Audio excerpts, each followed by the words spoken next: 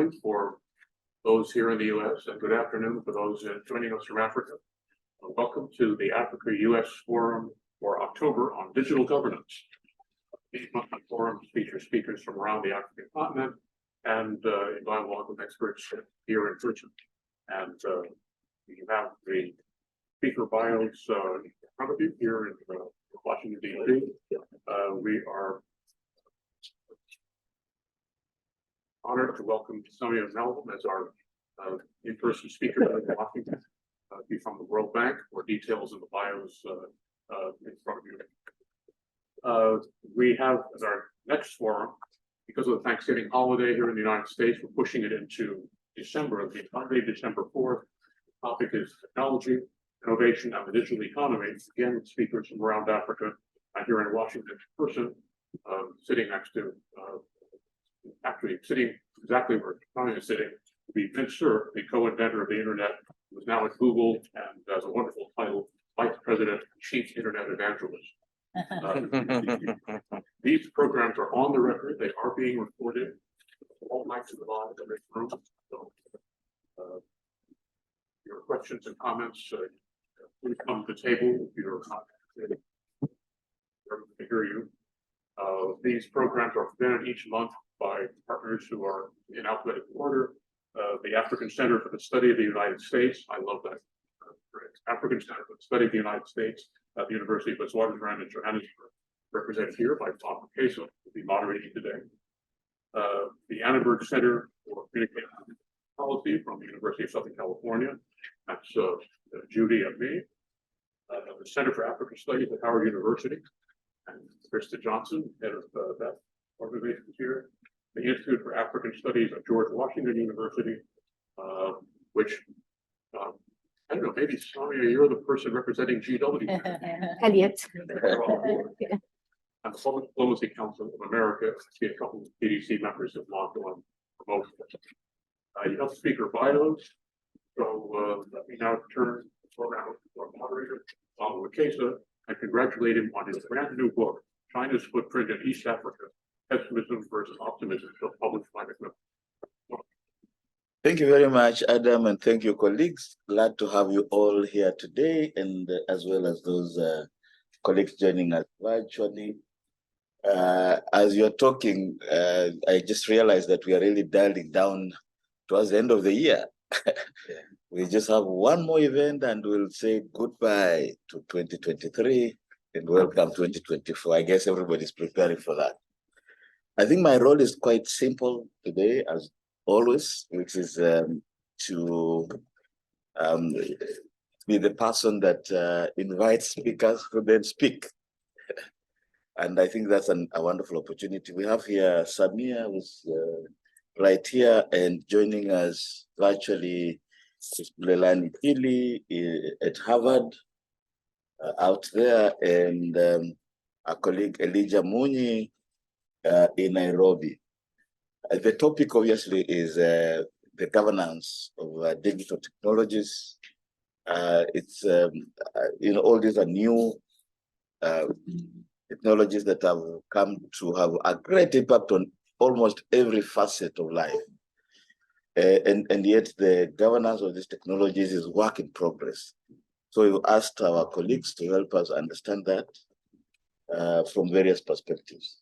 So without further ado, let me start right here in the room with Samia giving us some perspectives. We shared questions with them. I think it's not worth me repeating those questions, but I think you know how it works. So over to you, Samia. Then we'll go to colleagues Bulelani and in Boston and Munyi in Nairobi. Over to you. Thanks a lot, Bob, and thanks a lot, Adam and Judy, for inviting me. We met at the World Bank event on digital governance, so it's very fitting to be here, and I'm very grateful for USC for hosting us. USC's Annenberg School holds a very special place in my heart because my daughter graduated from there. She got a master's from there and she found the job right away, which in today's standard is amazing. And I was very skeptical about her. Oh my God, you're studying media. Why don't you do computer engineering or whatever, something more STEM? But thank God there are still lots of really good jobs that require more liberal arts and international affairs and such backgrounds. So I really am very grateful to be here. I've been working at the World Bank for almost 30 years now. And I would say at least half of these 30 years I've spent on Africa. Africa is very dear to me. I feel home when I go there. And I've been working on most African countries in one specific topics, which makes me very boring, but kind of an expert in it, which is digital. So we started at the World Bank in the late 90s to try to really understand better technology. And at that time, technology was seen as a luxury good. I cannot count the number of discussions we've had internally. Why should we invest in technology? Why should we support our clients' investments in technology when they are lacking water, when they need more education, and when they need, more support to agriculture? And luckily, we've come now, 20 years later, I think for the last 10 years, we've all realized that you cannot do one without the other. So we've been spending a lot of our effort and energy no longer in evangelizing, internally, but trying to support our clients outside. Our clients are government, with all the benefits and with sometimes the pitfalls that governments have, which is the benefits is when they are really championing the agenda, nobody takes it as further as them. Kenya, by the way, is a very good example. And the other pitfalls is that it takes time. It takes consensus. Many governments we've had support no longer exist. Things change when a new head of government arrives and wants to try a new agenda. So we've been grappling a little bit in a very novel field where we don't have centuries of experience, say like agriculture or education. Technology is something very new, and our public sector capabilities need to be constantly upgraded for policymakers to be ahead. And we know very well they are not, as you just said.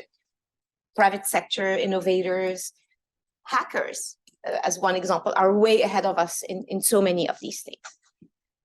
Let's go now to Africa. And I'll just summarize, and I don't want to talk forever, so I'll just summarize for maybe a couple minutes my experience and lessons learned. I can share a presentation with all of you. I wasn't sure of the format, but this is a public presentation on our portfolio on digital economy for Africa, where it was 10 years ago, where it is today. What are some of the lessons learned that we now are analyzing? So for Africa, I think when I started to work, it was around 2005, and it was on Rwanda. So that was my first big experience in a country that was recovering from a large conflict, but where the government was really betting on digital for a new source of growth. And the thinking was very simple. Digital was new.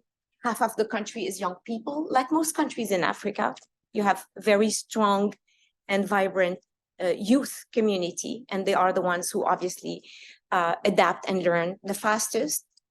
They are the creators of the new jobs. So in 2005, in Rwanda, we started what are the pillars of a future digital economy. And of course, it's always infrastructure, the broadband, the connectivity. And you see neighboring countries, Kenya, Uganda, Tanzania, all having started way earlier than 2005, deliberate investing in telecom infrastructure. First of all, to connect the big cities. Kenya is one of the first countries in East Africa that started to connect the universities and borrowed from the World Bank to create NRENs at that time, specialized network, you know better than I do, for scientific communities of universities. And we at that time, we were like, why invest in NRENs? Have the private sector do it. But some governments said, we need, the public sector has a role. We need to invest. A lot of these infrastructure would not be deployed by private sector because it's simply not lucrative today, especially programs to connect remote cities, remote villages. And more we're talking today about not leaving anyone behind, but 20 years ago, 25 years ago, that was not the case. The business and the numbers were really the dominant ones. Luckily, right around that time, the mobile revolution was really taking on.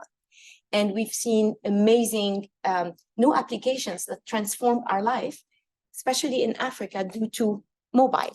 Mobile money, for example, that helped create mobile money accounts to people who never went to a bank and never had to go to a bank afterwards. Same thing for commerce, same thing for agriculture. The mobile revolution has really transformed these fields. We've worked in Kenya and in Ghana for many years, and I think that's the key to success of many of these projects. You need to be there for many years, not only to deploy the technology, to invest in the people and train them, but to keep tweaking these applications, often developed in Europe and in the US at that time. You need to tweak it to everyone's reality. And that's one thing I can say today, fast forward 25 years, a lot more development, thankfully, is happening in Africa. There's a lot more capabilities from the universities, from private sector, from the mobile operators. So you see a lot more local content actually being developed locally. And that, of course, impacts the job markets, where a lot of jobs are created. You don't have to go to Palo Alto and hire people there to develop something that can be done locally. From Rwanda, I have worked on Kenya, on Tanzania, and a lot on West Africa. And I have seen from the governments themselves, huge appetite and interest in digital. First of all, for connectivity, to make sure everybody could be connected, could access voice, could access data, but more and more around transforming government and digitization of paper-based processes, often really requiring legislation from 100 years ago. And we're seeing more and more of this in all of Africa. And there is a lot of convening that is done by the regional organization, ECOWAS in the West, the Eastern Africa Commission on the East. The African Union has taken a big role. 5 years ago, we had a MOU with the African Union and the World Bank around a digital economy program. And the objective of that digital economy program is by 2030, every African of reasonable age, so student, teacher, civil servants, any citizen, will have access to tools to access the digital economy at an affordable way and in a secure manner. Secure being protected, safe, not potential victim for cybersecurity. The affordability has been what we've been working the most on. The affordability in some countries, you couldn't have access to the internet without spending half your salary. You made $300 a month, you had to spend $200 to have access to high-speed broadband. This is a couple years in the back, in the past. Right now, our affordability magic number is 2%. Affordability for the internet should not be more than 2% of a family's income, of your personal wages. It's not 2% yet, but we've seen, thanks to competition, which was key to making the prices drop, thanks to multiple operators competing for the same account, for the same people, for the same businesses, we've seen affordability drop to around 10% to 5% in most countries I'm working on. I just completed a project in Côte d'Ivoire, and affordability went from 20% to like 12%, that particular gap, and we want to have it drop further. Same thing in Congo, same thing in DRC and Angola. As far as the World Bank, we're seeing the portfolio of digital economy grow. What used to be projects of 10 million, my first project in Rwanda was 10 million. We now have a 300 million project in Kenya, 400 in Angola, millions. This is huge. My project in Congo was 100 million, and it wasn't enough for all the ambitions of the government. We're seeing a lot of sectors like agriculture, education, and health, a lot of the money going to these more traditional sectors, now getting more into digital, where we have digital health component, digital agriculture. So for us, it's a big challenge internally as a big organization. How do we manage these projects? How do we design them well with hybrid teams, with both expertise? Our new president, Ajay Banga, just announced there will be, we are 4 infrastructures now, all thematic. We have infrastructure, I belong to it. We have human development, we have sustainable development, We have four infrastructures, VPUs, Vice Presidential Unit, and Mr. Banga announced the fifth one, which will be digital. So we are all anticipating how will that be, how will that look, what would happen to our, today's terms of reference, and how would that work. But I'm going to stop here, and I'll have a chance to have more questions on specific African. Thank you a lot. No, thanks very much, Ms. Melhem, and I think you helped us demonstrate in there. I think it's exciting that the World Bank is actually investing. I even lost count of the millions of dollars that's being invested, but that's great. I think now we'll move on to Bulelani Jili. It's right there on our screen. And I encourage you to look at his work. He's been a pioneer in looking at how digital technologies are being governed or should be. But without further ado, over to you, Bulelani. Welcome. First, I would like to kind of thank everybody, and in particular the organizers of the event. I appreciate both your time and your consideration. I will probably limit my kind of initial comments around some of the examples best found, I'd say, in Kenya and partly in South Africa.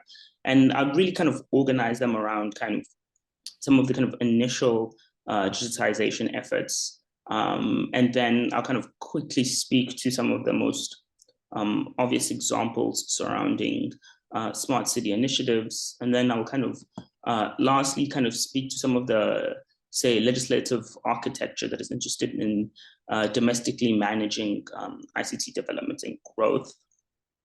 A kind of an important number and date to kind of remember specifically in digitization in the context of Kenya is 1997, in part because that's when the state decided to officially move away from the kind of the state monopoly approach to digitization.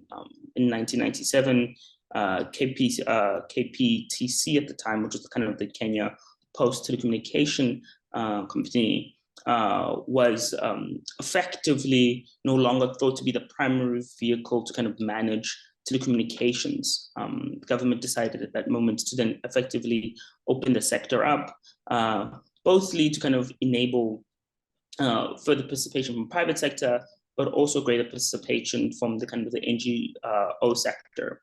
At that particular time, actually the primary introducers of, I'd say, the internet was mostly coming out of the NGO sector, mostly kind of providing telecommunication means for, public health providers. And at the time, there was also generally a burgeoning kind of startup ecosystem. That ecosystem effectively at the time to kind of, get online, relied on mostly kind of low orbit satellites. Obviously, low orbit satellites meant a kind of costly connectivity. And so the government realized in order to kind of support the further digitization of the sector, there required alternative means to kind of connect online. And so that's when there was a general ambition to kind of introduce fiber optic capabilities to the country.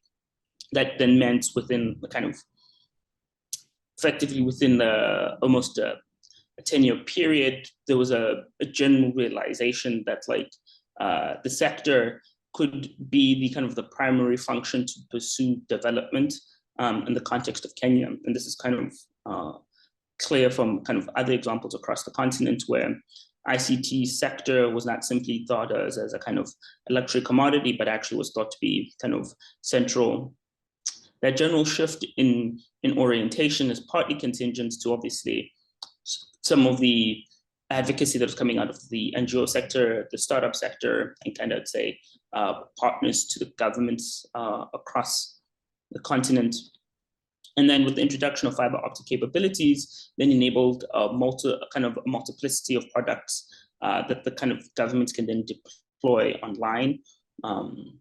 This obviously, ranges from e-portal initiatives all the way to kind of what you'd kind of see today as kind of, I'd say, the best expression of it is kind of smart city initiatives. Very briefly, smart city initiatives are effectively urban planned initiatives that seek to leverage ICT infrastructure, partly for kind of public security, but also more broadly kind of public interests. And so in order to kind of best leverage that, you'll then have to effectively rely on a series of kind of ICT commodities that could kind of range from, say, facial recognition capabilities all the way to, motion tracking initiatives that will allow you to kind of manage traffic. Obviously, the general introduction of those systems has inspired kind of several questions around effectively the management of citizens' data in order to best leverage some of these systems. And so at that particular moment, then there was kind of conversations specifically about the kind of management of public data. One particular, I'd say, best example that has met several kind of setbacks around public data is the Huduma number, which effectively was supposed to be a citizen's card that would kind of allow the government to effectively best target citizens who required public assistance, but the effective card would kind of hold, several databases together of a citizen's data that would kind of include, passport, identity, document. And the setbacks to it was partly just simply because at the time there wasn't really, at least in its introduction, this is about at least the initial was early 2010s, but effectively the courts have slowed it down most recently in 2020, in part simply because there was no attempts to kind of figure out what would be the impact assessment on civil liberties, but also there was not necessarily a kind of a clear infrastructure necessary to kind of best manage the data of citizens that was being mostly collected by kind of government partners, but also the governments themselves. And so that's kind of where we kind of currently are in terms of thinking about the kind of the management of both the personal data, but also the general management of the infrastructure. Obviously, the most up-to-date kind of initiative, I'd say, across the continent, but also in particular in Kenya, is the initiation of what you'd call kind of data protection acts. Kind of the data protection acts in the context of Kenya is only about 2.5 years old. Its primary interest is, in effect, to kind of resolve the initial gap that was seen in the kind of early 2010s, which is around simply both the management of data, but also the general preservation of kind of civil liberties, generally sitting at the axis of around, I'd say, privacy and really kind of anonymity, building out those capabilities. The government is mostly heavily kind of relied on kind of, I'd say, EU partners in kind of building out a vision of what would constitute the best appropriate means of citizens' data. Obviously, if we're kind of let's say zooming out of the kind of the Kenya example to kind of give you a bit of more context for kind of data protection acts across the continent, is that only about half of African countries actually have a data protection law in place, or really several instruments directed towards data protection law in place. For those who do have them, examples like Kenya, South Africa, Nigeria, and so forth, most of those general initiatives are relatively embryonic, but they do have, ability and capability of trying to effectively enforce data protection in the context of, say, Kenya in particular. What you do see is a general slow application. A slow application of data protection in the context of Kenya is mostly really around uncertainties about what is the general impact on this kind of the startup ecosystem. Obviously, when you initiate a data protection law, it means that you then place some responsibility and some, well, at least some would describe it as onerous burdens on kind of small startup, the small startup ecosystem.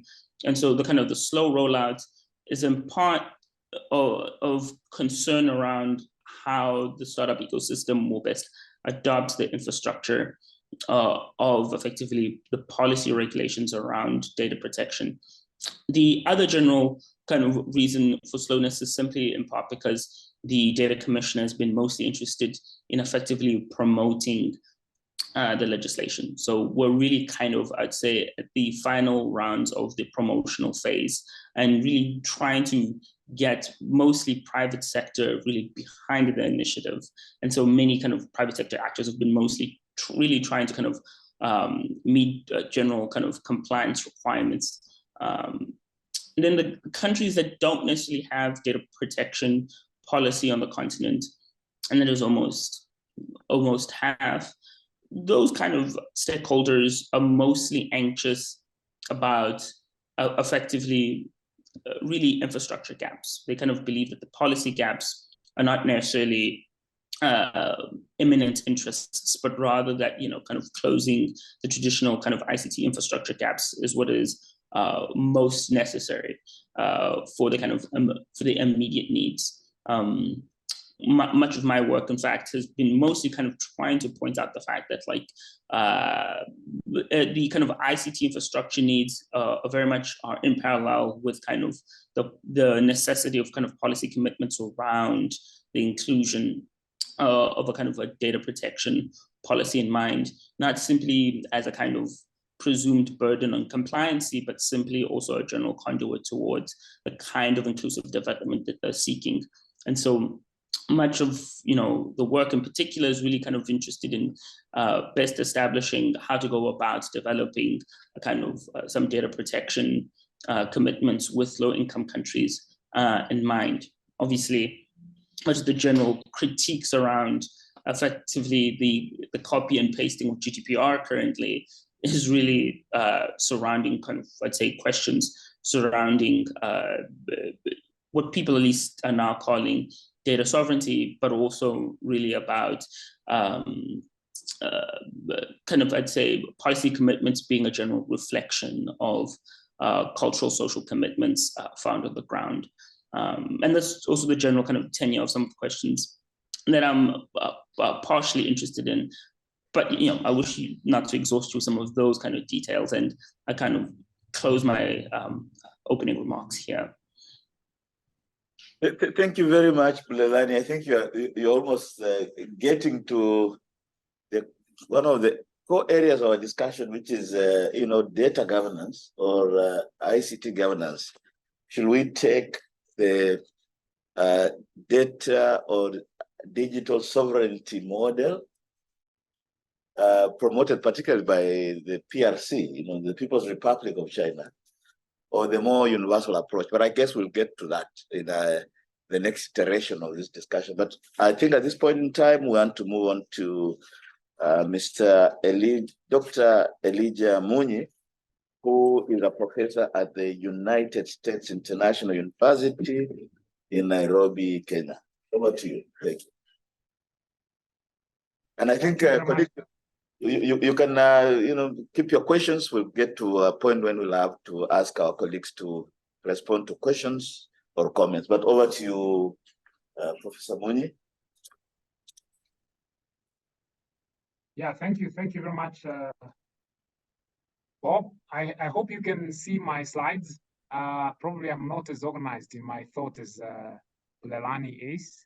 So I propose to use this. We can see those, yeah, thanks. Yeah. Okay, super.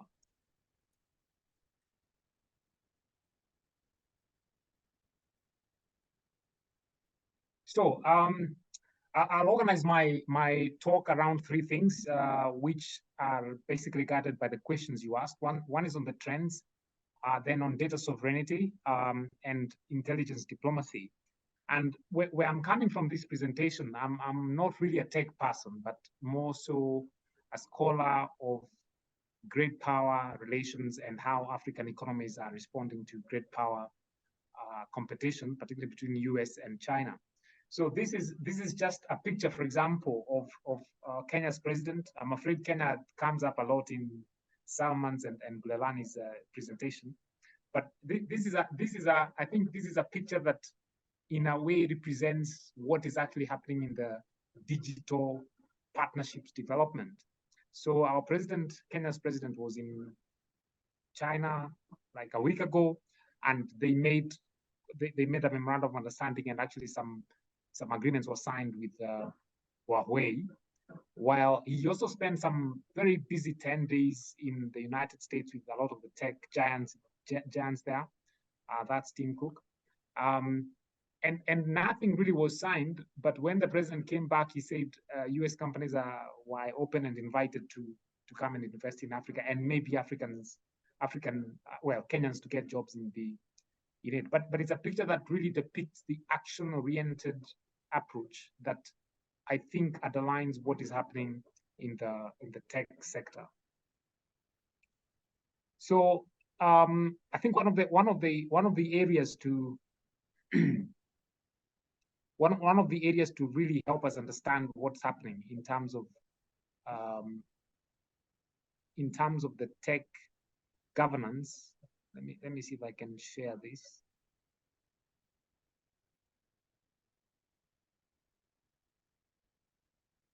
Just a moment.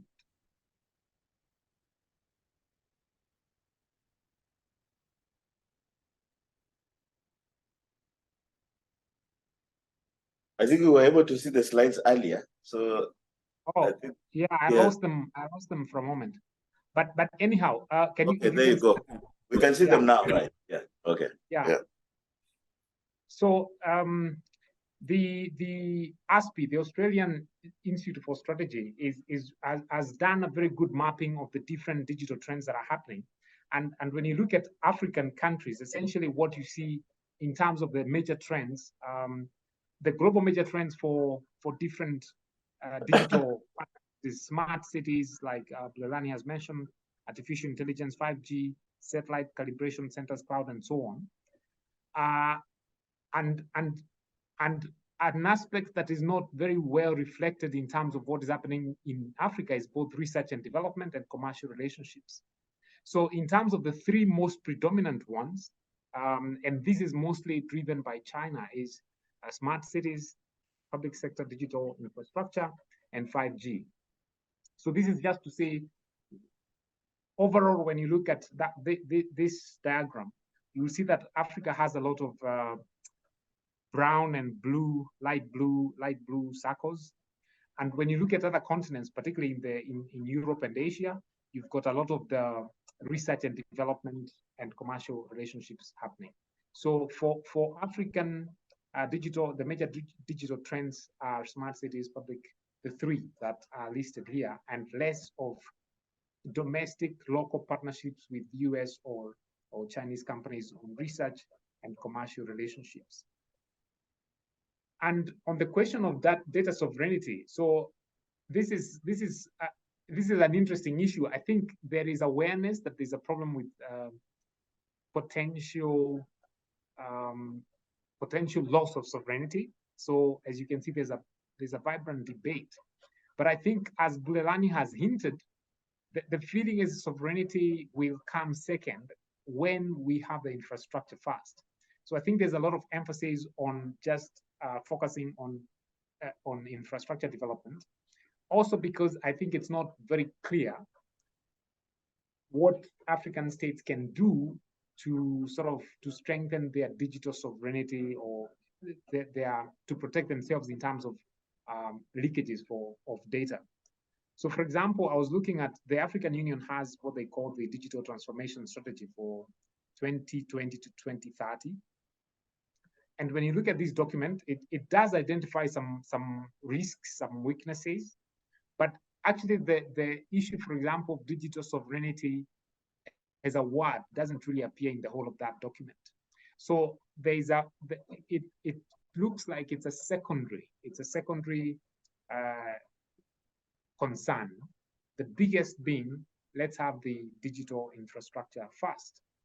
And actually, based on the anecdotal, some of the conversations I was having with colleagues in the side chats of what we've just come from, Bulelani and Bob, the Africa Americas Forum, actually what they seem to indicate, some of the experts in tech and digital sovereignty, like what is happening. I think it's something on quantum data processing is coming up. And when that comes, actually the sovereignty leakage will even be worse, it will be more. But these are issues that African countries don't really seem to be, I think, to be able to really think very seriously now, because again, the emphasis is on getting the infrastructure first. So we do have what has been the United Nations open-ended working group. African countries are participating in that, but I don't really think that it's going to lead to a lot of sort of binding norms on digital governance. I think digital governance norms will be driven by either US or China, bilateral agreement, or countries bandwagoning with one or the other. So I think the issue of digital sovereignty or digital universality, I think it's a conversation that will really be driven not at a multilateral level.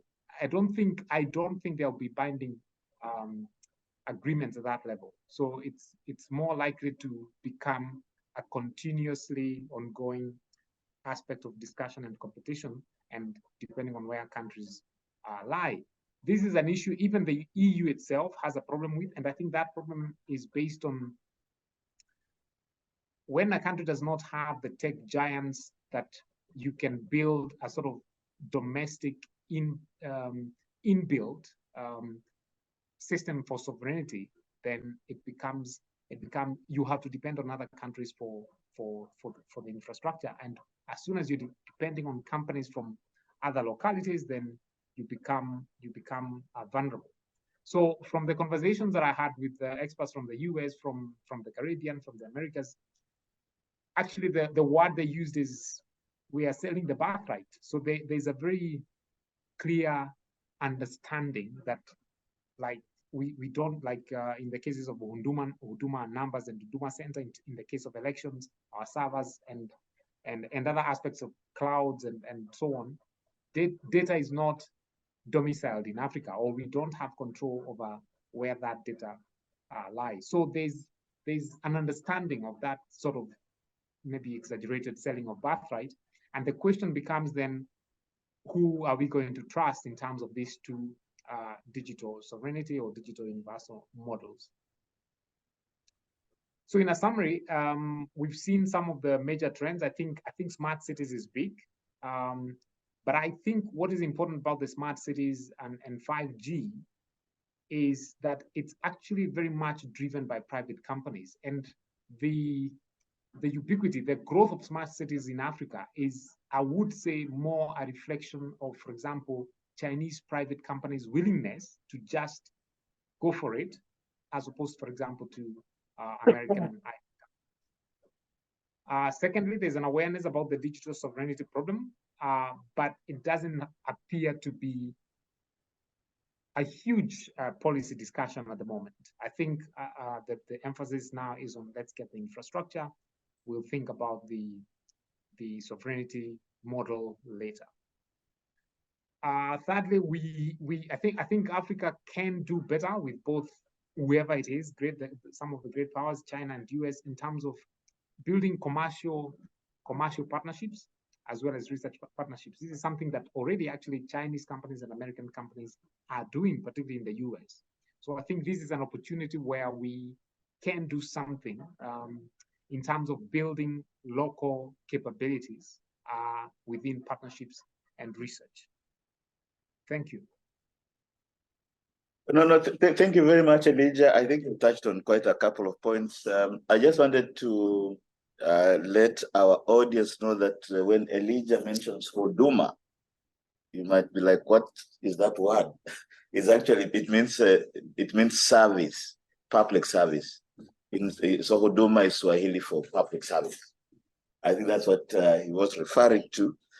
And of course, as you know, those countries in East Africa, Swahili is like Witwatersrand.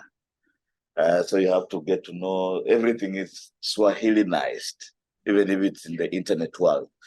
And so I think we are at the point now where when we can engage with our audience in terms of questions, comments. I think we have a question there. Any other? Is it a question or comment? Question, right? If you could come to the table, so that. Right. I think you can point out who you want to respond. Oh, okay. Yeah. Sorry. Is everything okay? Okay. His chair was on my foot. Sorry. Okay, so here we go. All right. Yeah. My question is, Yeah. having watched 60 Minutes last night and the discussion between Chinese technology and US or Western technology, Right. what is the determining factor for African nations in terms of choosing which framework, as you described before? Yeah. The Chinese model or the US Western model in terms of creating an infrastructure of cybersecurity of internet transactions? Right. I think that the question is clear. Any one of our speakers can respond to that. And I'll just add very quickly that in the literature, in the discussions, there are very big questions about the digital sovereignty model proposed by China, which is that a country can choose what to do with its internet, which might include internet shutdown, targeting certain individuals and so forth. That's the Chinese model, pretty much, which of course we know about the Great Firewall, China. But on the other hand, there's the understanding, particularly promoted by the US, that we need digital freedom. You can do as you wish on the internet, as it were. I think those are the models. But over to you. Let's start with Samia, then go to Bulelani and Elijah, right? Yeah. Sure. That's really philosophical, no? At the end, I just described the World Bank experience with different solutions. So for all our African countries, almost 60, we start by doing what we call a digital economy assessment. We do that with the EU as well. We have so far 45 such assessments, just to know where are we today. And we often do several assessments. Sometimes we over-assess. But we are trying to partner with other donors like GIZ, for example, the European Union. We work with EIB, European Investment Bank, to all have the same assessment of a specific country. What are the lacks? What is needed, given the country's ambition? So the digital economy assessment, which is an open tool, which I invite you all to use, it's on our website. It's a sort of calculator that looks at 5 different pillars. The digital public infrastructure, so the fiber optic, the connectivity, even things like enablers, like digital ID, right? More and more needed now as we transact online and need to be identified without being face-to-face. So digital public infrastructure, digital government services. My colleagues were mentioning many of these.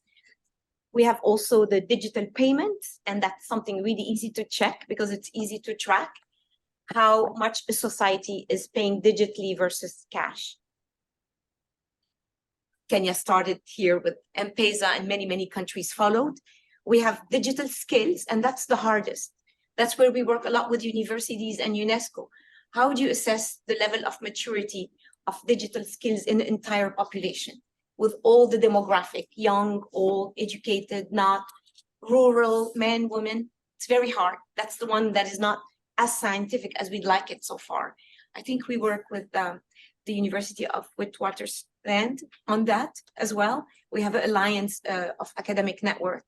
And then the 5th one, which is easy to measure, I think our colleague from Harvard would relate, digital entrepreneurs. So we measure all these, we do these annual stock takes, and then we have best practices for regulation.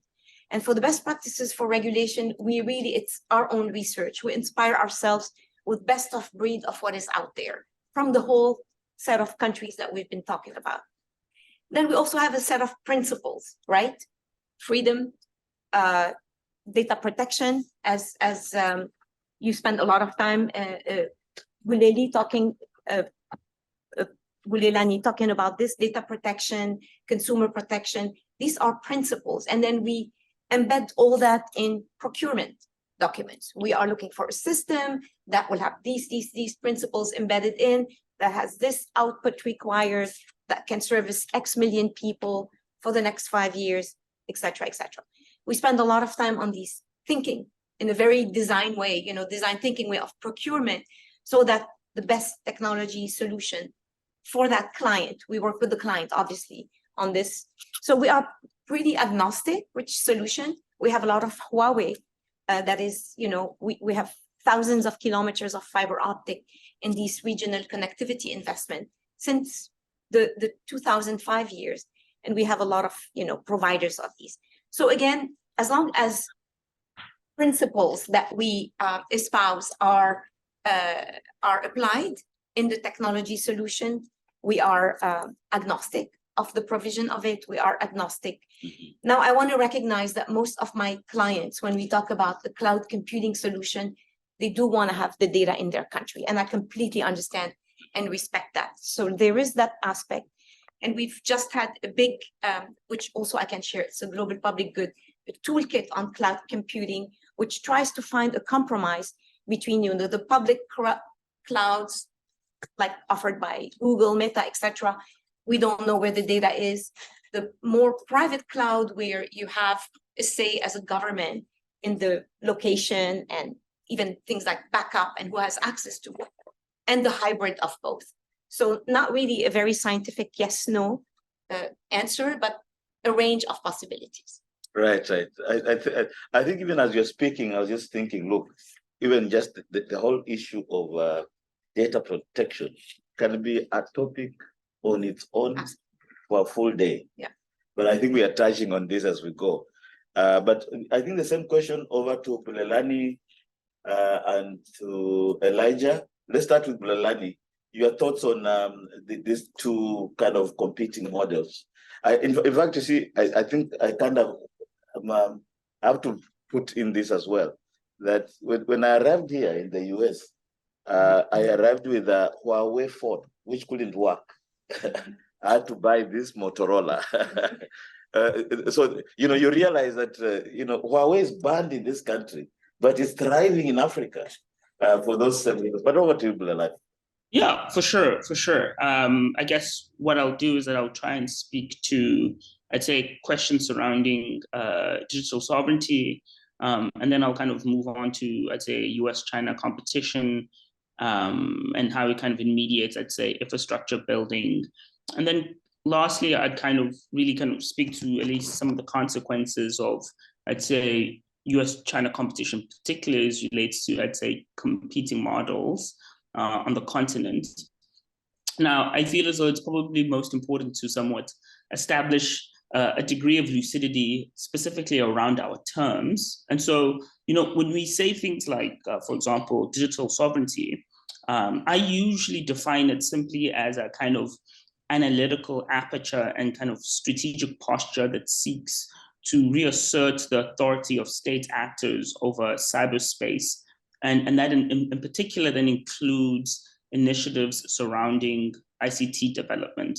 And so, such a vision then somewhat demands the general recognition of individual countries' rights to craft and employ requisite policy instruments, both for the governance, but also the overall development of ICT infrastructure within its kind of juridical territory.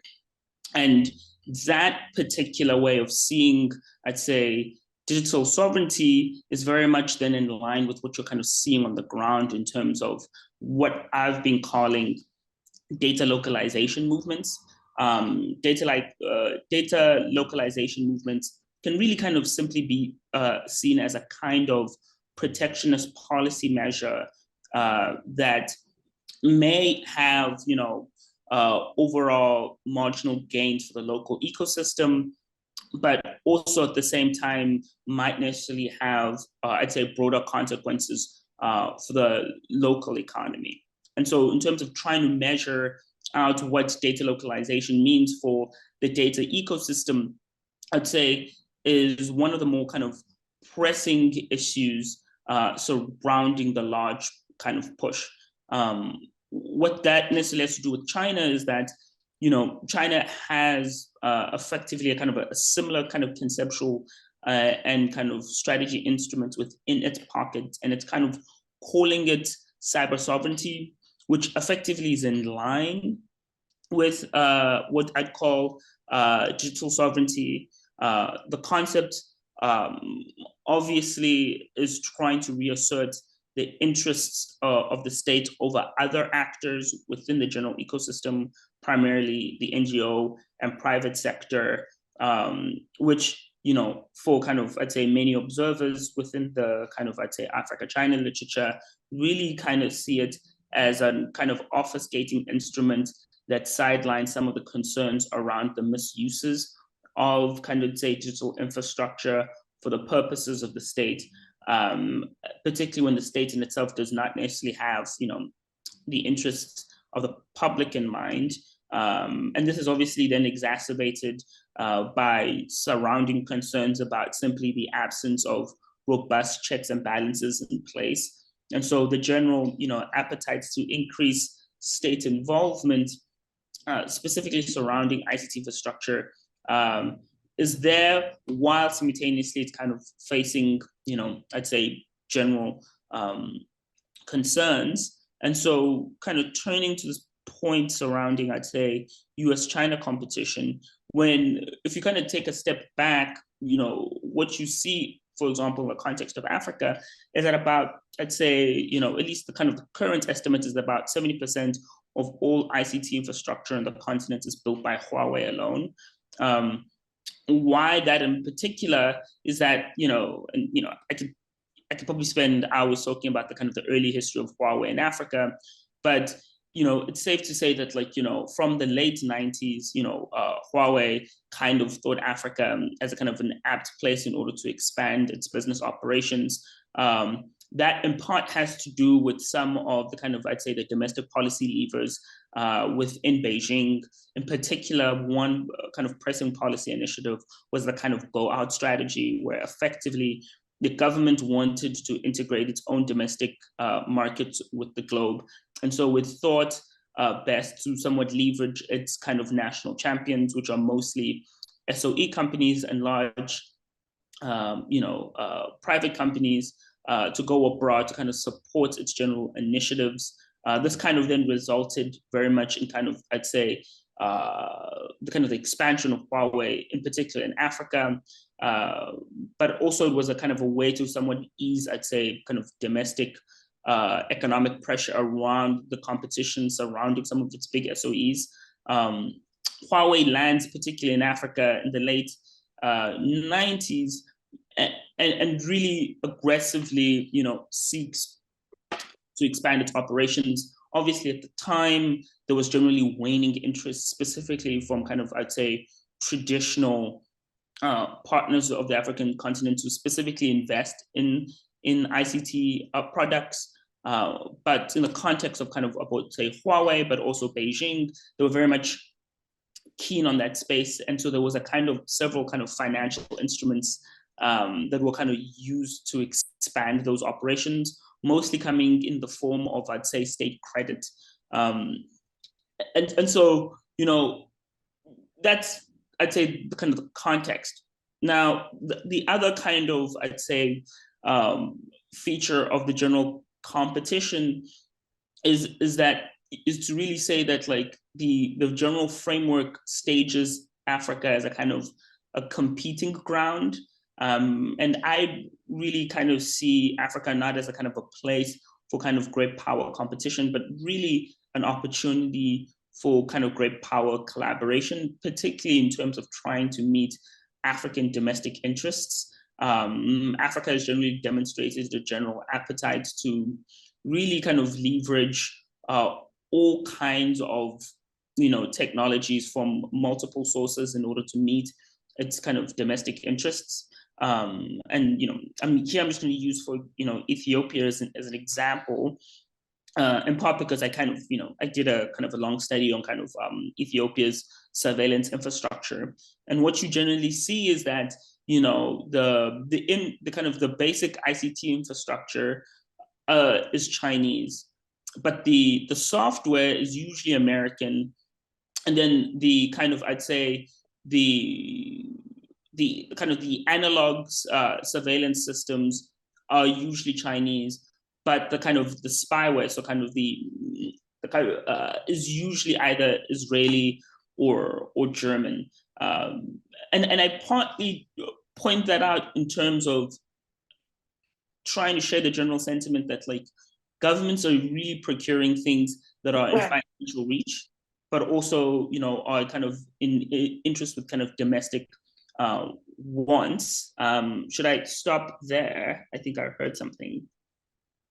No, I think you're doing good. You can round off your comments, then we'll of course come to some of those other issues in the next round. Yeah. Oh yeah, for sure. Yeah, and so that's in part to demonstrate that like there's both a general appetite for kind of an hybridized nature of procurement, while simultaneously also really trying to think about how do we frame competition as collaboration and not necessarily constantation.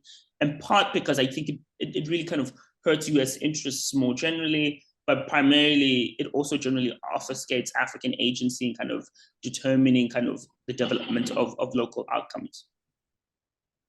Thanks very much, Bulelani. I think the same question to Elijah. And then, of course, noting that we have a couple of questions. One is from Jordan and Marty. We'll get to those in a short while. So, Elijah, if you can also respond to the same question that was posed earlier. Yeah. Yeah, thank you, Bob. Yeah, it's a good question, and I would summarize it in two. One is cost. Whether in reality or perception, Chinese companies are seen as cheaper and providing more or less the same technology. So from a head start, when an African government, and you can see a lot of the investments are in public infrastructure, when an African government thinks of procuring a certain technology, because of cost, they will tend to think of China first. And oftentimes, actually, these are often projects that are government procurement based. So one is cost. The second one is attitude.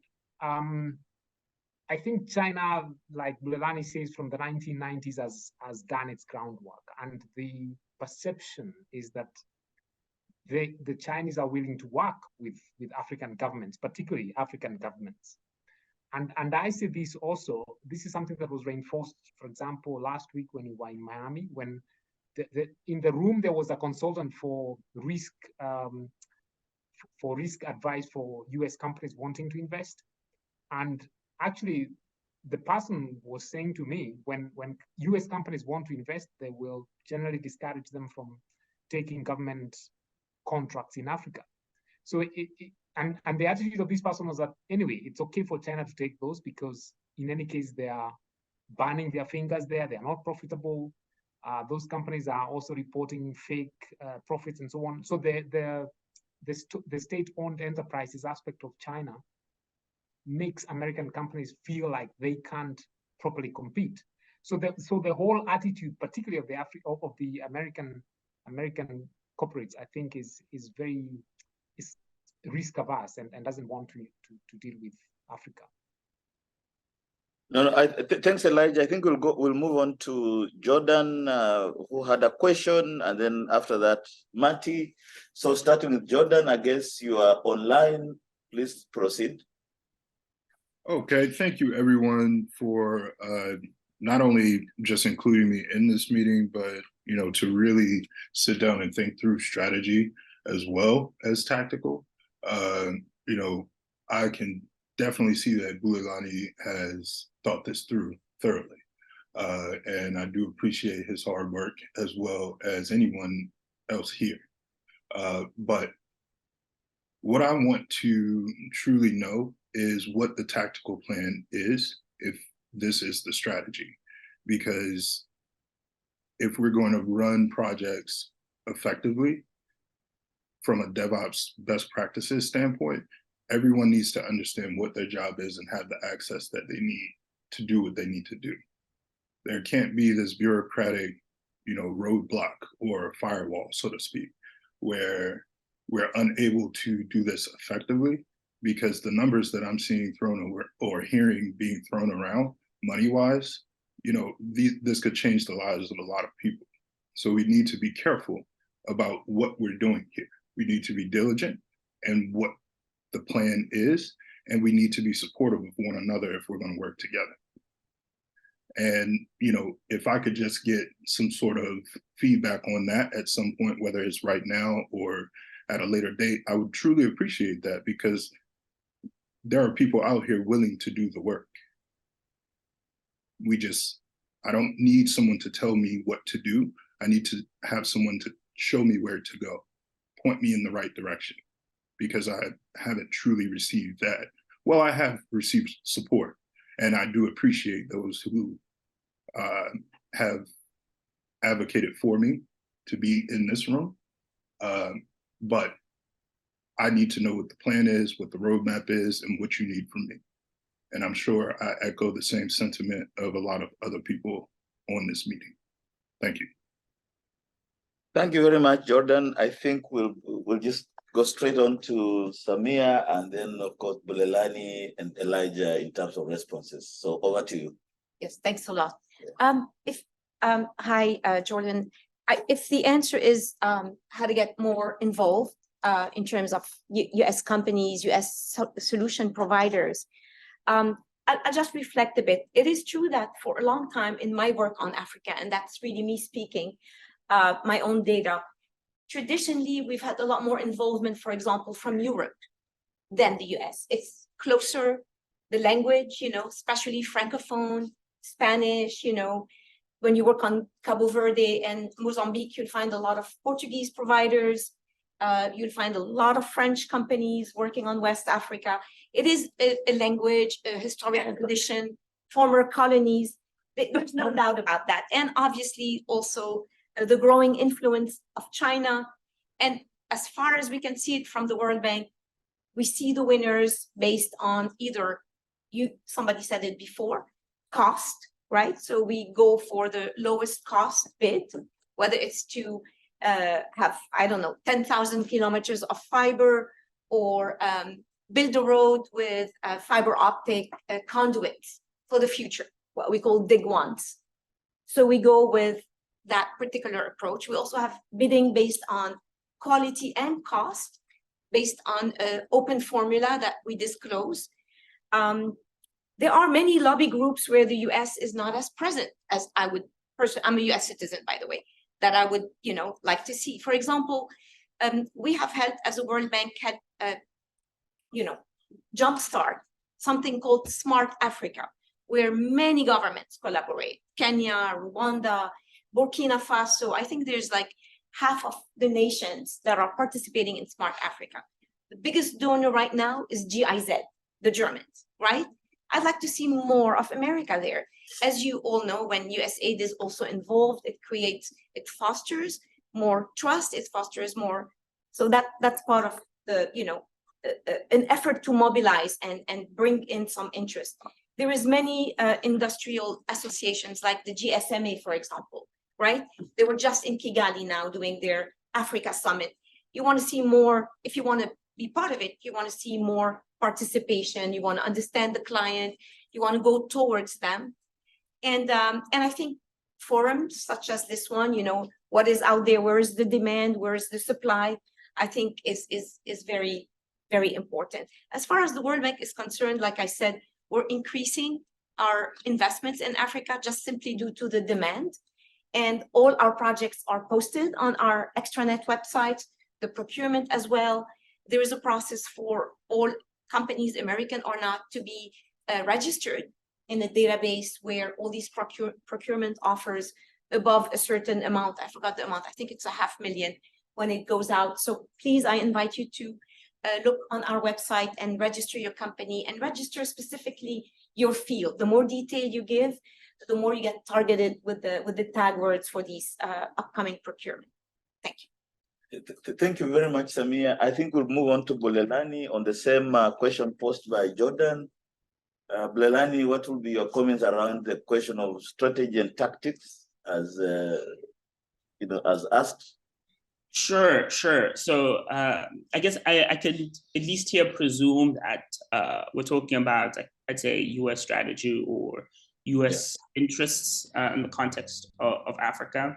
And at least one thing that I'd specifically say, at least to try and somewhat tie it up with kind of earlier comments surrounding, let's say, U.S.-China, is that the approach, at least to trying to say dissuade African countries from, say, working with companies like Huawei or other, Chinese companies, which are believed to, at least in the context of the United States, to pose, say, cybersecurity risks or national security interests, I believe really misunderstands the general objectives and priorities that kind of drive China's mass adoption in the context of Africa.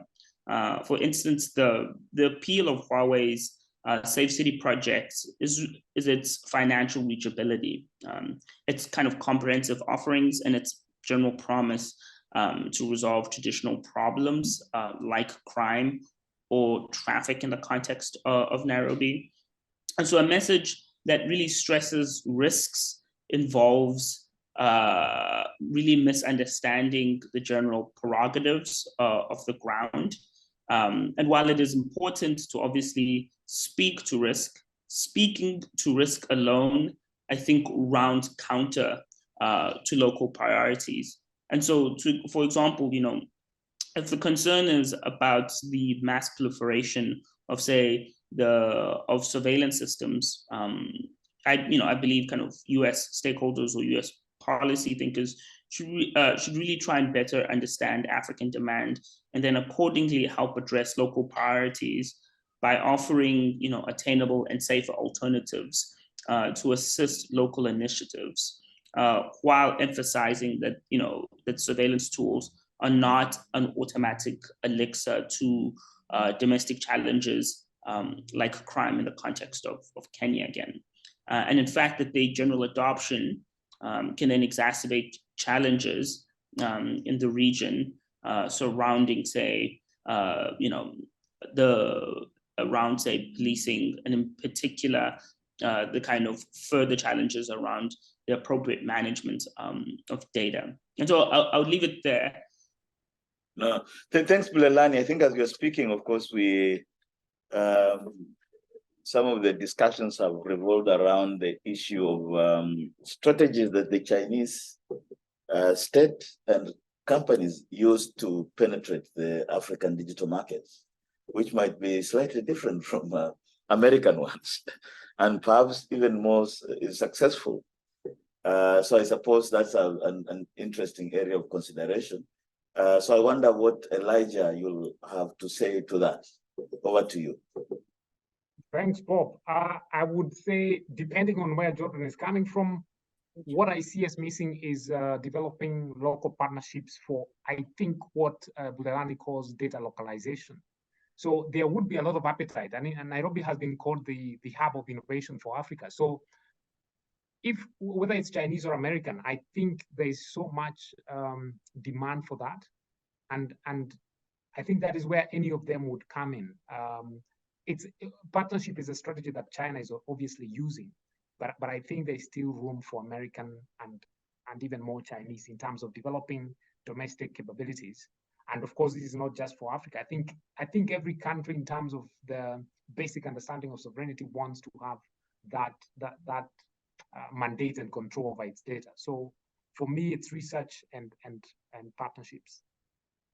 Right. I think as you're speaking, I was just thinking about the countries on the African continent that have used the idea of data or digital sovereignty to, for example, just knock out internet or do internet shutdowns.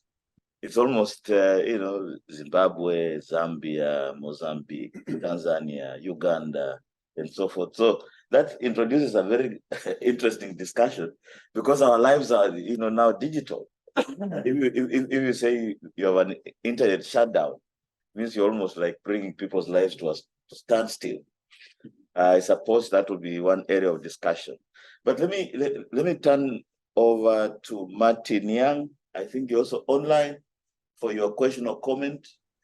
And of course, then we have Ncharo here, a colleague on the table who will then also pose a question.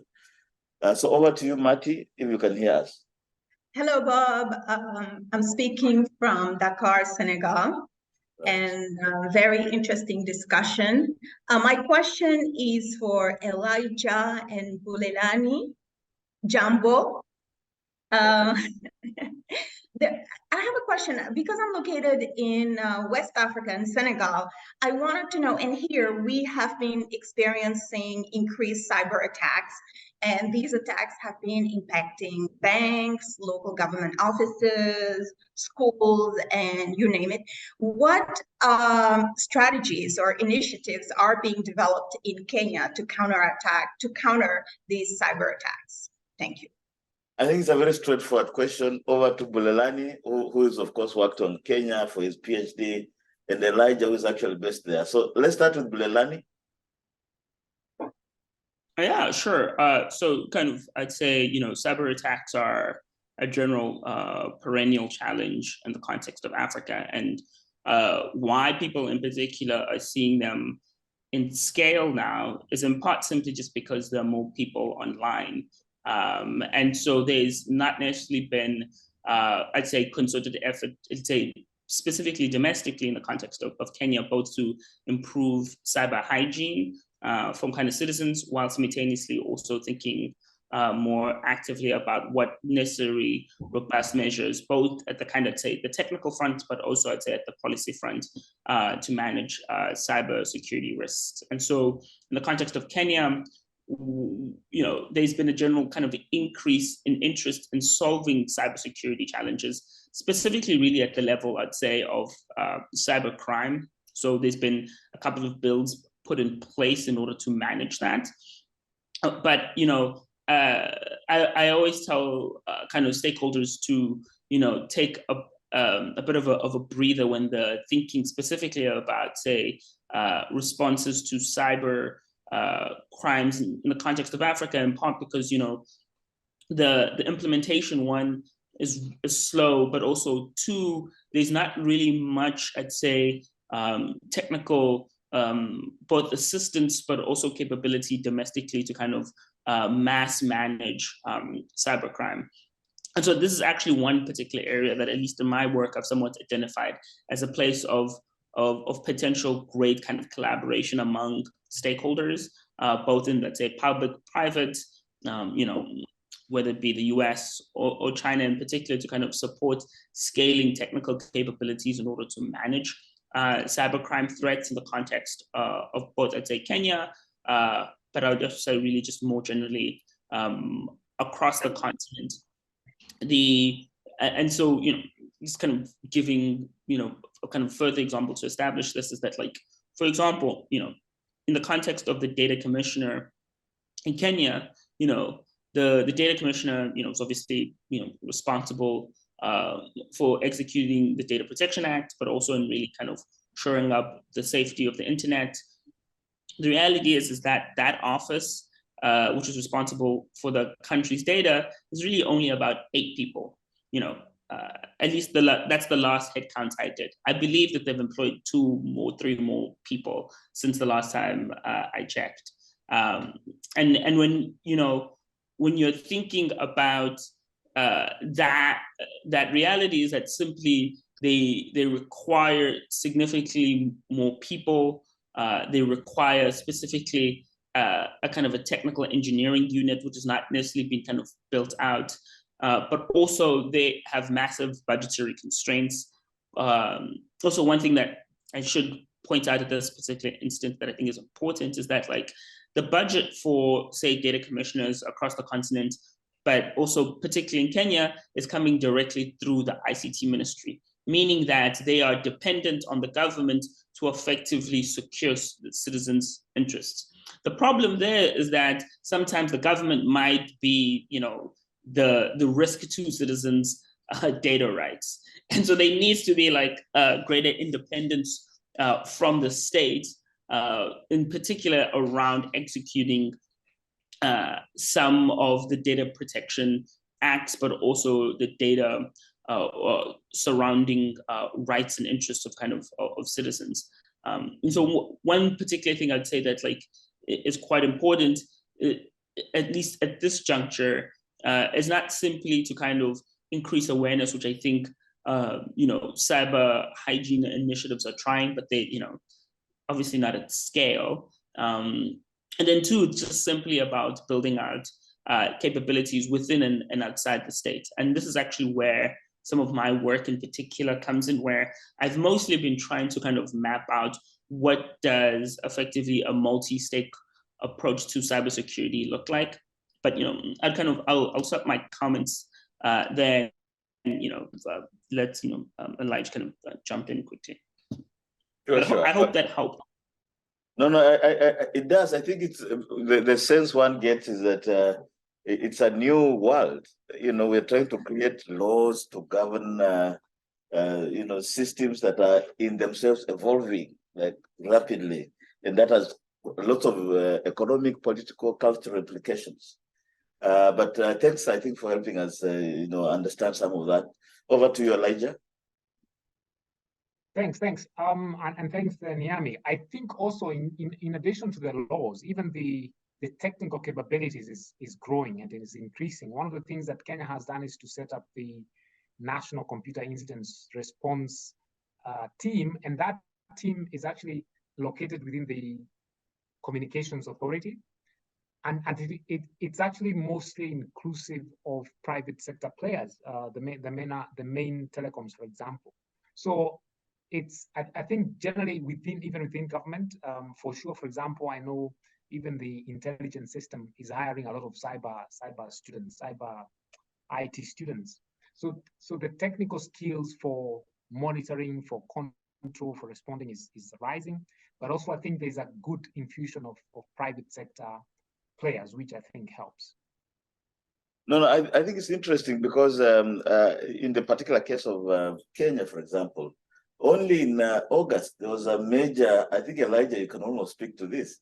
There was a major problem with internet in that I think there was an attack that brought all government services to a standstill. And this is when people realize, hey, we're actually living in a digital world, because Kenyans essentially now use M-Pesa. You hardly see cash. Yeah. It's cashless society. Yeah. And so if the internet's knocked out, everything comes to a standstill.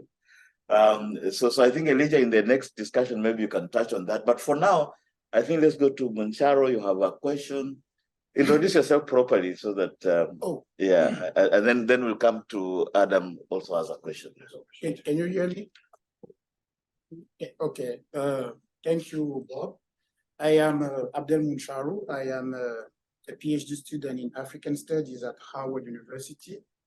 And my focus is on public policy and development in Africa. So I believe they said a few things about what I was about to ask, but I'm still going to ask it. I feel like I'm not off topic. Okay. What I All right. Yeah. So I was born and raised in Cameroon, and I was born during the mid 80s. So I kind of lived the transition between the old school type of things and the digital thing. I'm still struggling with technology, so that's why my question is about the fact that they said a few things about data sovereignty, cybersecurity, support to local initiatives, and also some AU initiative regarding digital technology, and also the African demand. But now my concern is about maybe the education that should be going on and the public awareness on the continent. I do believe there should be a deep and written enforced legal framework protecting the stakeholders and also the people that are actually going to be benefiting from these services or maybe using those services. And I also believe that there should be the public awareness and the education, because at the end of the day, we are talking about people that are supposed to receive, benefits from this evolution. And then when all that is going to be met, Okay, sorry. Then the proper and adequate technology should be adopted to avoid the copying and pasting habit that exists in Africa when it comes to Africa progress and in the globalized world. So my question now to Mr. Bulelani and also Mr. Elijah, I think also anyone else that can have an answer. It's based on your own research, so and interest. Are there any local initiative addressing these specific prerequisite or pre-requirements that I just spoke about? Or what will you recommend for a fair, objective, and sustainable implementation of the digital governance in Africa, rather than just having that conversation about, Africa being a battleground for China and the US or maybe the EU when it comes to digital governance? Thank you. Okay, thanks, Jaro. I think we'll start in the room with Samia, then move to Elijah, then Bulelani. So over to you. Yeah. Thanks a lot, and great to meet you. It's great to have PhD students. We need more of you, a lot more. So wonderful, great question. And you were not here, but I was just saying that as part of what a lot of the donors, World Bank and others are doing is investing in digital skills. And what used to be a scale of, okay, we're going to train 500 people in this country X under this project, we're talking about 50,000, we're talking about 100,000, really scaling up the digital skills acquisition for different demographic. We're starting with youth because they're the future. We're doing a lot of teacher training. So retraining teachers to use the digital tool to provide e-learning. And COVID really gave us a booster because we really pushed some resistance that wasn't, there wasn't enough change before. Civil servants are a big constituency. And I just want to make the link with the earlier conversation, which Bob summarized very well. We are in a new field dealing with old constructs of government, of education system. We have the legacy of it. It hasn't yet embraced digital. And the challenge is when we talk about digital governance in a country, who's in charge of it? There's the old player and there's the new players. And oftentimes there are conflicts. You create a new agency for cybersecurity, but there were some people before doing it, except their skills are not up to date. Same thing, regulators. You create new digital regulators for data protection and data privacy, but there was already a privacy agency in the analog days, and the guys in charge or the girls were not trained. So you have a conflict, and we try to avoid, we realize that now. And one of the big issue, and this is not a resolved one, is when you engage in a long-term transformation for digital skills, for digital capabilities in a country, you really have to rethink the operating model of that governance to make sure that all my colleagues will say right now actually happens. You need trained lawyers, you need a justice system that understands cybercrime, and you need to put a lot of money on the table. And that's something that typically the donors didn't see obvious. We invest in infrastructure, roads, fiber, schools, but now we have to invest in the human capital. And that's work in progress. And it only happens when governments really unite. Like I see a lot of this in Kenya, for example. I see a lot of that in Rwanda, in Cote d'Ivoire, in Congo, when they really unite to solve that governance. Who's in charge of technology in that country? And how does that model work? Right now, I think as you're speaking, in fact, towards the end of your comments, it's a realization that cybersecurity related skills are, increasingly very important. And I think universities are actually investing quite a bit in training the next, and they're cross-cutting as well. It's not in just one IT field. They speak to governance, which is related to politics, for example, and in other fields. So over to you, Elijah, to speak to Jaro's question. Elijah, then we go. Yeah, there's awareness. I don't know if I understood the question very well, but I would say there's awareness. And I think the idea is, my Cameroonian brother, not to feel frustrated because it's a new area. So whether it's in law, in education, there's a lot of issues. I think Africa is very good and it's very green. And actually, there's a lot of excitement about uptake of the technologies, like in health and education. digitization is everywhere. So in a sense, I think, as Bulelani has mentioned, I think policy is trying to catch up to what to do, and it's doing its best in my view, especially in Kenya. So you can see the legislation, for example, has been coming from around 2019. But when you think of fintech, when you think of digitization, when you think of the smart cities, I think what is going to happen, just like the cyber attacks we've heard about, I think it's these kind of incidents, or when we have like mass loss of data, I think it's those kinds of incidents that often sensitize the public as to the need for some kind of policy debates, broader public debates on where we are, where we stand, who owns the data, what protection do we have from the state. So I would say it's a field where sort of the technology, the policy is trying to catch up to the technology, and I wouldn't feel frustrated. I think the young people are also very outgoing in terms of trying to understand the consequences of this. So actually, one of the things that has happened out of that internet leakage, internet outage that Bob talked about, is that actually people are starting to think a little bit, to rethink M-Pesa a little bit. We can't do without it, but people started feeling a bit itchy, and I think there was an upsurge of cash use in the following 2 weeks. Right.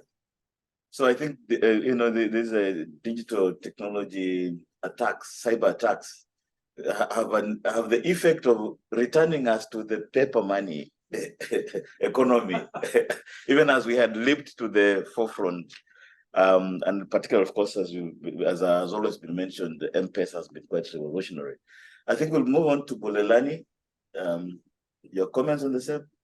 Yeah, sure. I think my colleagues have somewhat already exhausted it. But one thing in particular, I think that is important to say illuminate is that people, and in particular human capital, has kind of consistently been an afterthought in the kind of the making of kind of digital futures. And what at least I've been arguing for, and I think others have been kind of pointing out, is that in fact, kind of public participation and general inclusion, rather than being a somewhat, an after effect, should actually be kind of considered more realistically and more purposefully during the kind of, design phase, or simply during the planning phase of some of these initiatives. So that's where, people do not experience kind of the online activity, or effectively, the challenges of being online as a kind of an alienating consequence.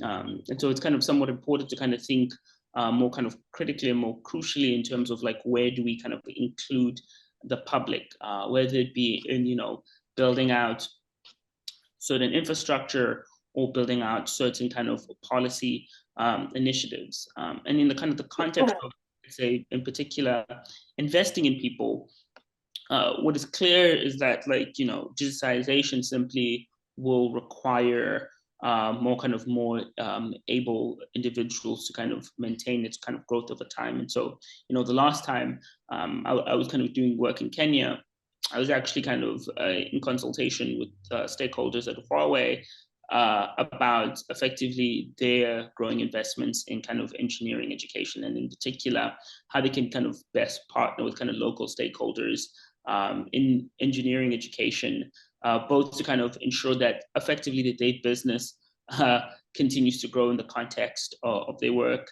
in Africa, but also to ensure that like local stakeholders are included, and that also, citizens don't particularly feel somewhat alienated by the new work and products that are being introduced by Huawei, but are in fact, some of kind of its key employees, but also decision makers about the general destiny of the products.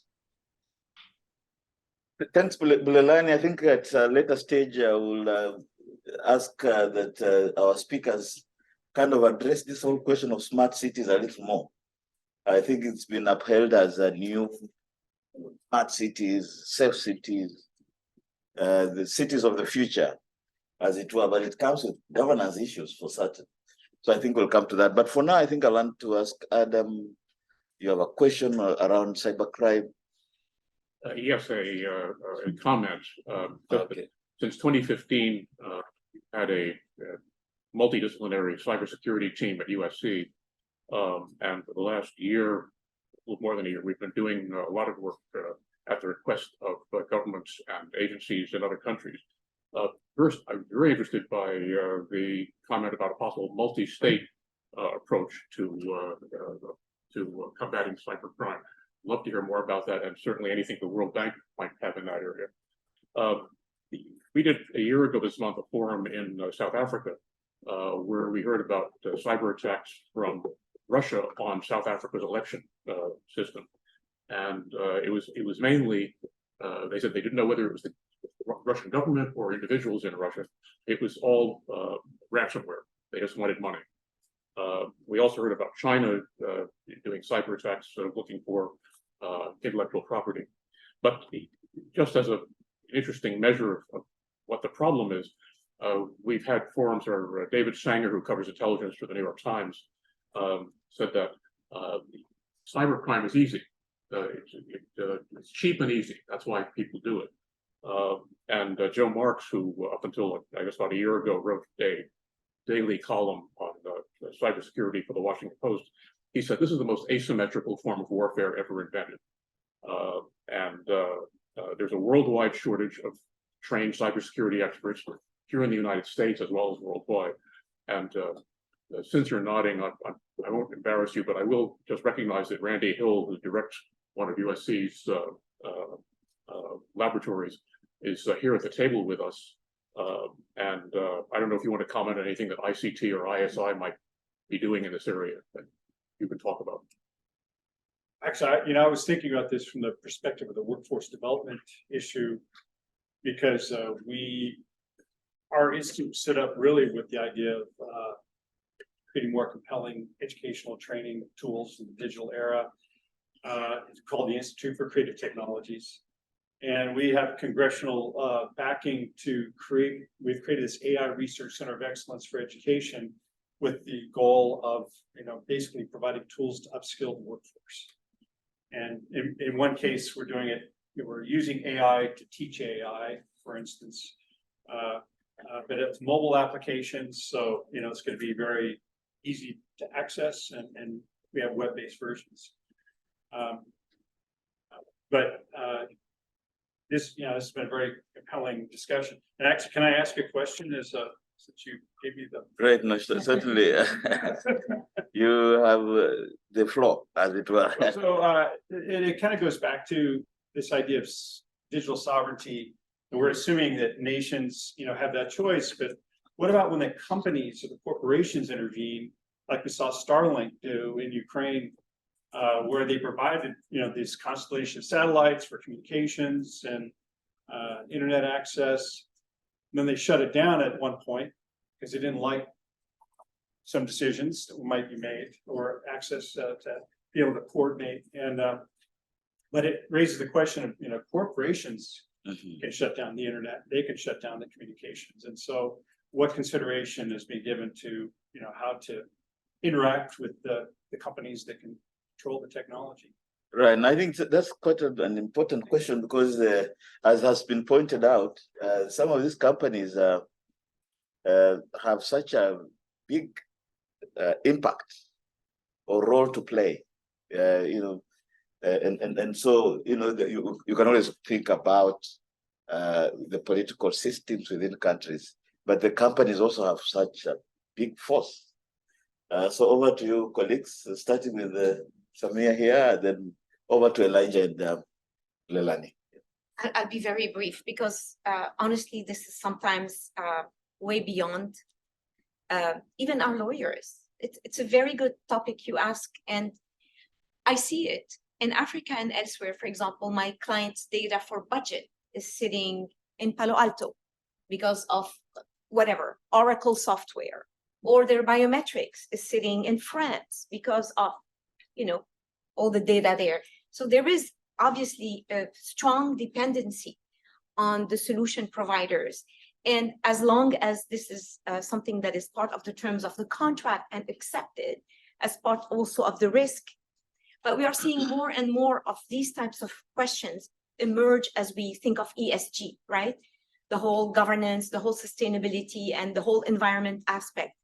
And it's a big one. I don't have a specific answer except that the openness and the transparency in all these transactions should be from the beginning for both sides signing the contract, whether it's a PPP or something else. The other thing that I wanted to mention is a simpler topic, that of global cybersecurity, where we're seeing the first thing that happens when we have big investments in the country, the first thing that happens, the websites get hacked, get defaced, because we are not ready. Because like I said in the beginning, unfortunately, the army of cyber hackers are way ahead of most of us. So that's a big concern. The opportunity is, I'm not sure who gave that number. I think it's the ITU, who every year, the International Telecom Union, they have this global ranking of all countries. The US and the UK are always number one. This year's Saudi Arabia is number two. And I was happy for the Saudis because we've helped support their digitization efforts. They're very worried about cybersecurity attacks. But there is a deficit of 4.3 million jobs globally in cybersecurity.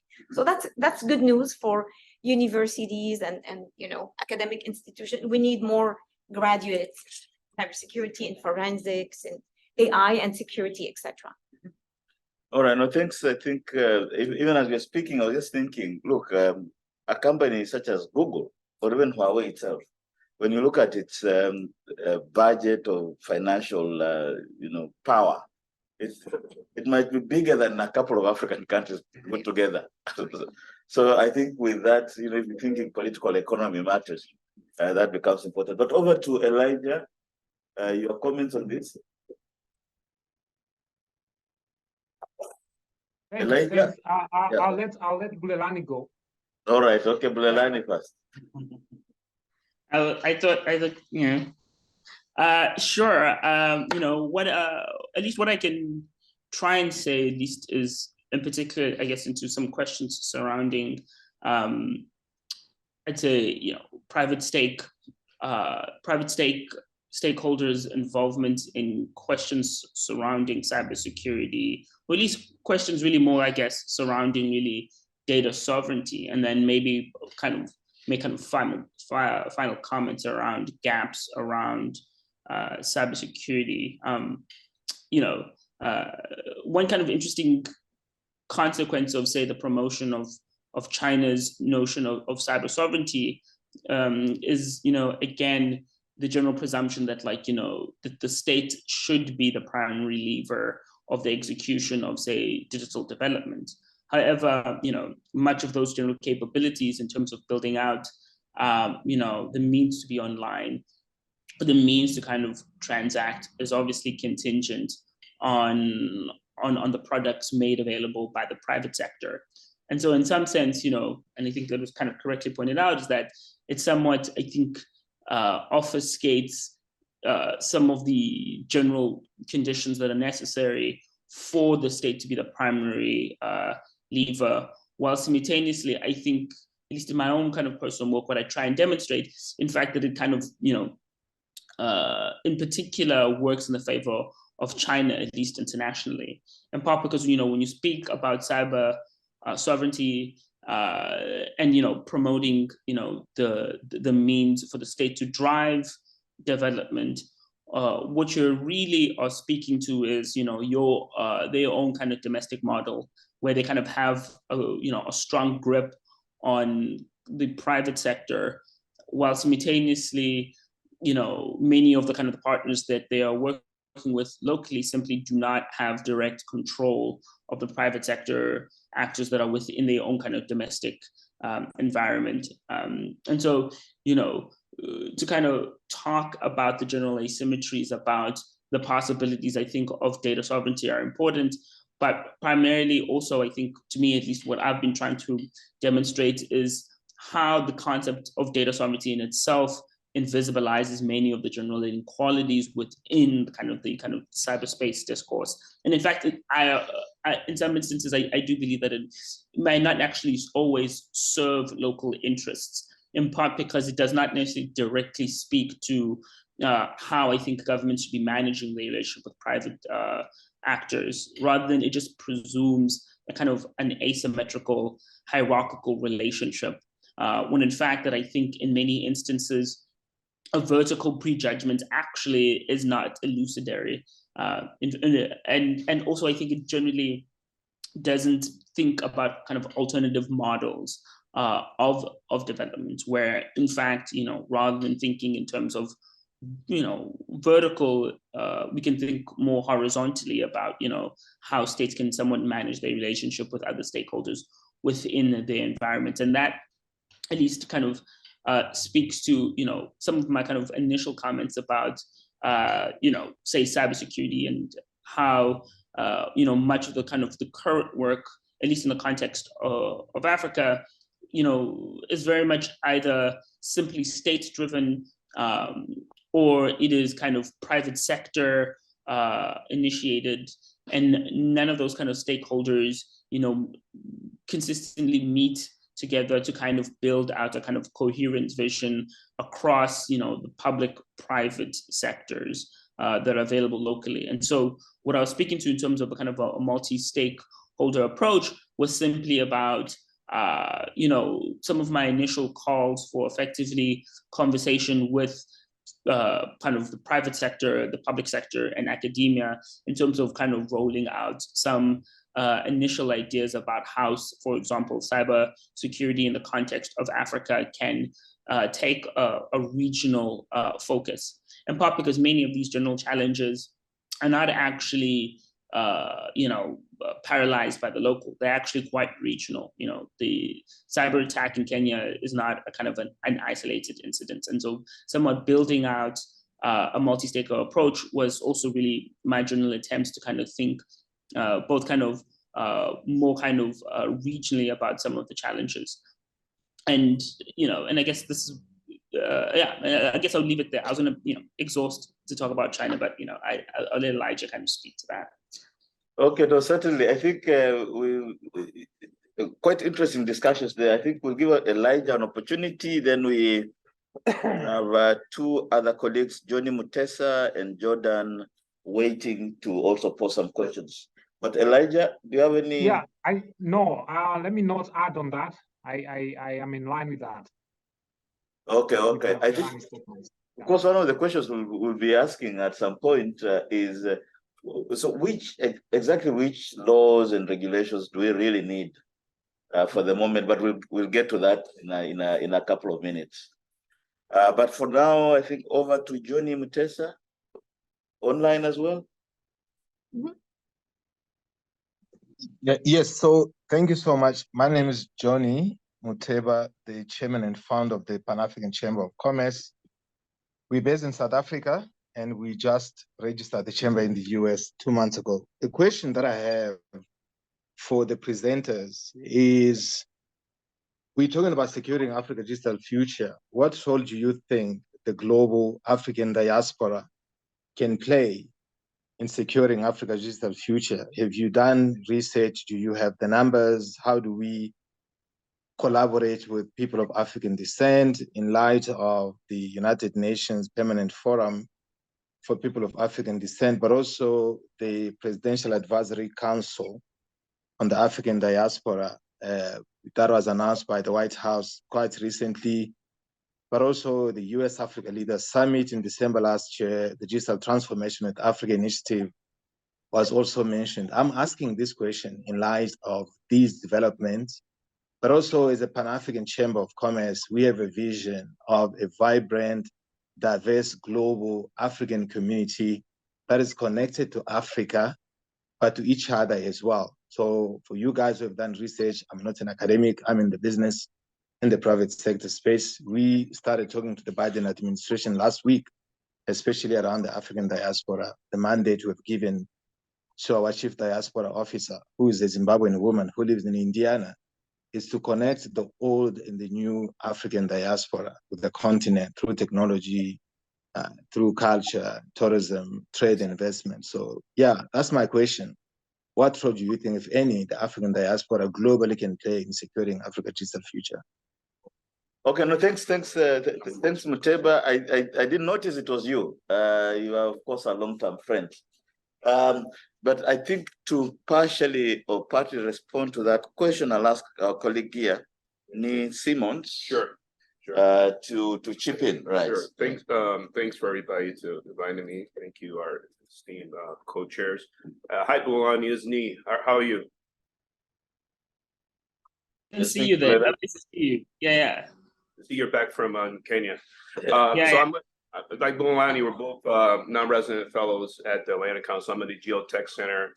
I'm also a non-resident fellow at Center for Global Development. And then I used to work at the World Bank Group. I created the World Bank's Diaspora Engagement Program. So I was actually going to answer or ask the same question this gentleman just answered. So I was at a discussion last week.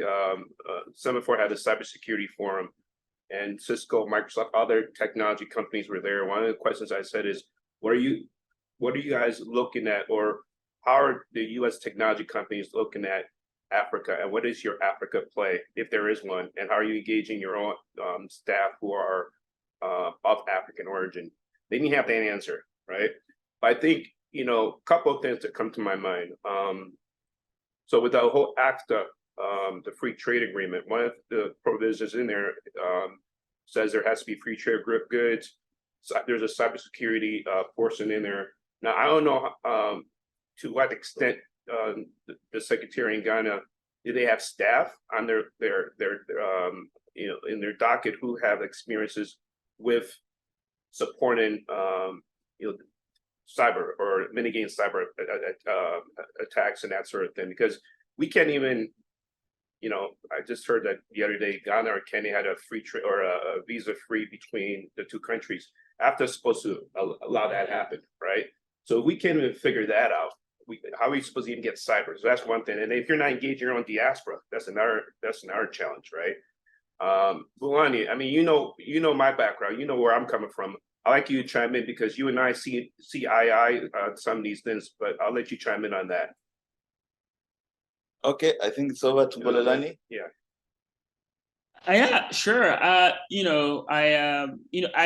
very much believe that the US's comparative advantage, particularly at least as relates to kind of say China, is that simply its diaspora, and its diaspora, very much can kind of be a kind of, I'd say, the linchpin that kind of best connects, what Africa has to offer and, what the United States has to offer. There's not, I believe, enough kind of systematic attention to how to kind of best leverage this kind of community to kind of scale kind of digitization and involvement on the ground. If you're kind of looking into kind of, I'd say, some of the challenges of kind of Africa's ICT space and community, at one level is simply infrastructure. I think the last time I looked at the general estimates, I think the African Bank estimated there's about $100 billion shortage in terms of really building out infrastructure capability across the continent. And obviously, the majority of the general financing around closing infrastructure gaps has been mostly done by Beijing, but there's still a significant amount of work that can be done within that space. And so one kind of question would simply be, how can the diaspora be best leveraged to kind of support some of those initiatives surrounding infrastructure gaps? Another one that's kind of simple is that, in building out markets, you simply also need to kind of invest in people. And again, how can, another question again for the diaspora would be how can the diaspora not simply be, a financial conduit, but also how can it kind of offer some of its best people to kind of help support scaling, and the cultivation of talent, domestically, as it relates to kind of, the ICT space and community on the continent. And so there, to me, seems like another kind of an obvious opportunity. And so, one can kind of exhaust the list in terms of how, the diaspora can somewhat get involved. But most importantly, it's simply about you really kind of just building out, the necessary, say, infrastructure for greater kind of participation across the Atlantic.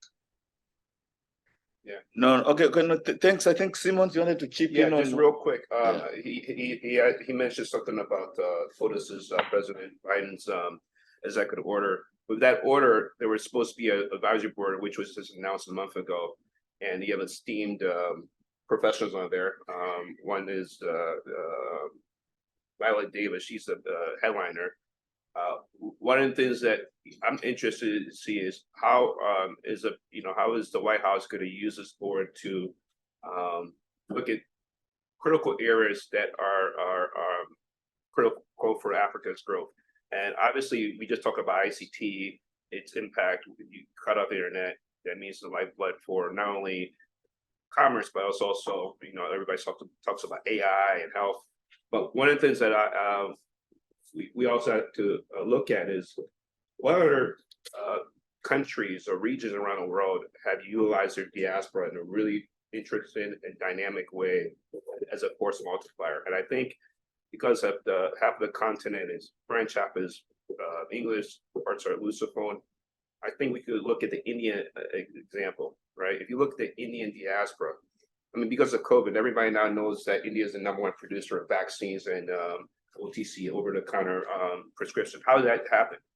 It took a generation, it took 20, 50, 60 years. All these Indians in the diaspora went to University of Warwick, University of Imperial College, all these diaspora who went back to India and started Wipro, Satyam. And so I think for us is India is probably one of the better countries to use as an example.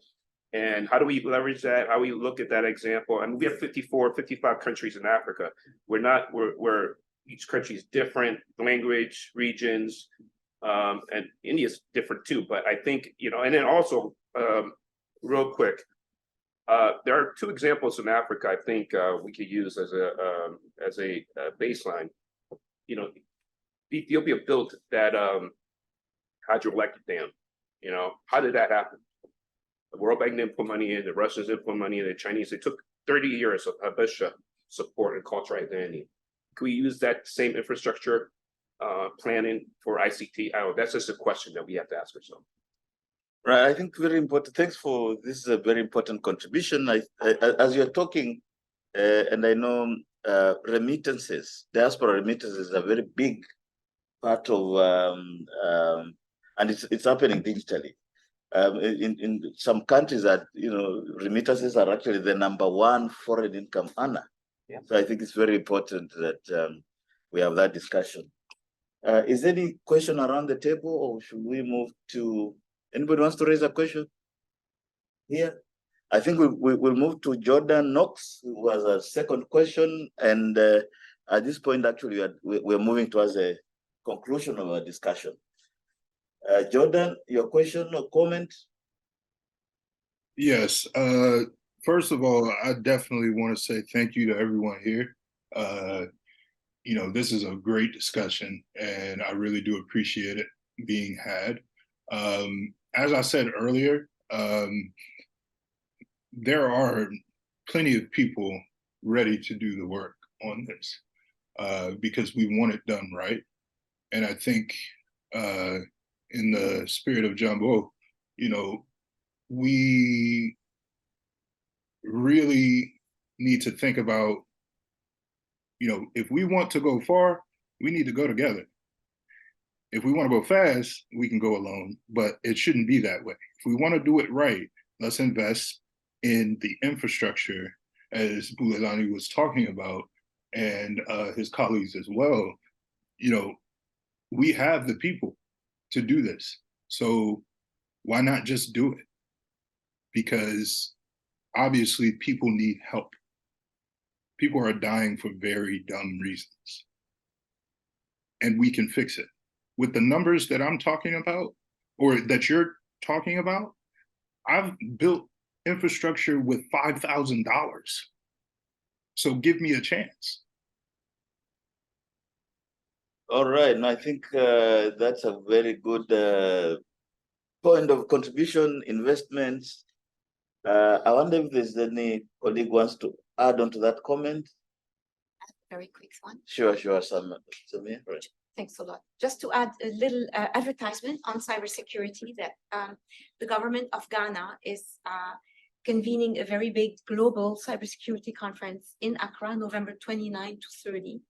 And there will be a lot of the thinkers and providers there. If any one of you, if our colleagues on video conference can join, I can make the link available. It's really open. And the World Bank is part of the thought, advisors and financiers there. We have a cybersecurity business line, but there will be many, many other global players in this. So I just want to give a little advertisement for it. Oh no, I think that's interesting. It just goes to say how important cybersecurity issues have become. I think if I was given a chance and went back to university today, I'll actually definitely take a course in cybersecurity or something. But so I think Elijah and Bulelani, any closing comments? I think we just nearly 2 minutes away. Any closing remarks on this topic generally? Starting with Elijah.